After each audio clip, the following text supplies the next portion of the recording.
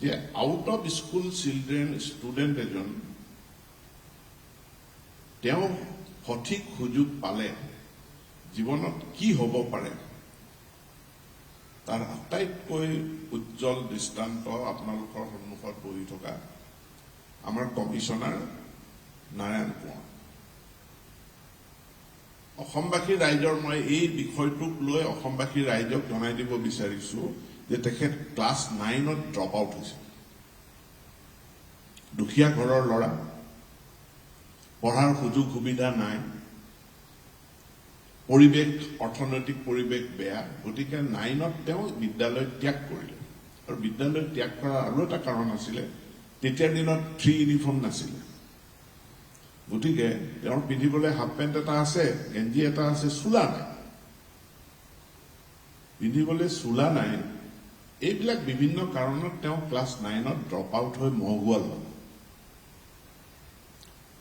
প্ৰায় 3 মাহ পাছত বিদ্যালয়ৰ প্ৰধান শিক্ষকে ক'লে, নাৰায়ণ ক'ত গ'ল?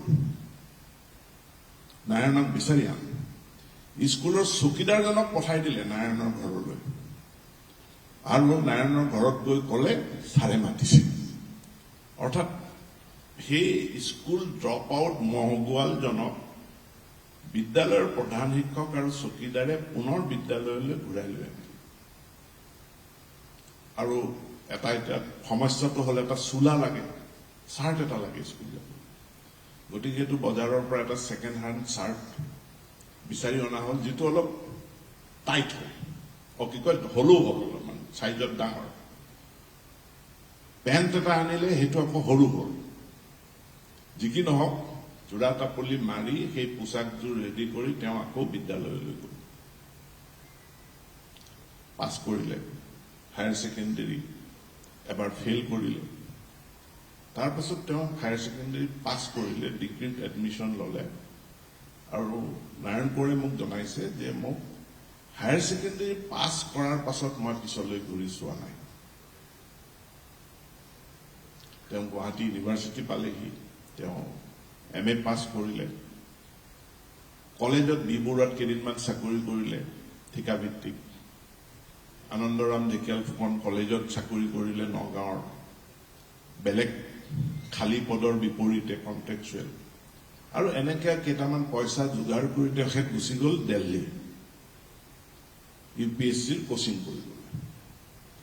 আৰু দিল্লীত UPSCত তেওঁ কোচিং কৰি 1 বছৰ কোচিং কৰি ঘূৰি আহিলে। ৰেগুলাৰ এছিষ্টেণ্ট প্ৰফেচৰৰ চাকৰি পালে নগাঁও কলেজত। আৰু তাৰ পাছত তেখেতে UPSC দিলে, তেখেতে UPSC পাছ কৰি IAS বিষয়া হ'ল। হাতচাপৰি এটা মাৰক।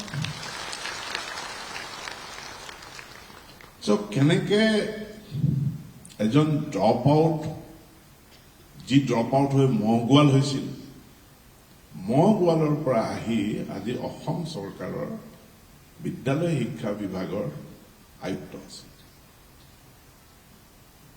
তিৱা মানুহ, জনজাতি মানুহ। মই সুধিছো আপুনি কোটাত পালে নে কিহত? কৈছে মই কোটাত নাই পোৱা, মই আনৰিজাৰ্ভ চিটৰ এগেইনষ্টে। কোটাত নহয়, তেওঁ জেনেৰেল চিটতে তেওঁ UPSC পাছ কৰিছে। এই ঘটনাটো এইটোৱে প্ৰমাণ কৰে যে আপোনালোকো এনেকে বিদ্যালয় ত্যাগ কৰি ক'ৰবাত গৰু চৰাই থকা, ক'ৰবাত মহগুৱাল হৈ থকা, বা ক'ৰবাত খেলা ধূলা কৰি থকা, ক'ৰবাত মাছ মাৰি থকা, এই ল'ৰা ছোৱালীবিলাকক যদি বিচাৰি আনে, তাৰ মাজৰ পৰা আৰু নাৰায়ণ কোঁৱৰ ওলাব।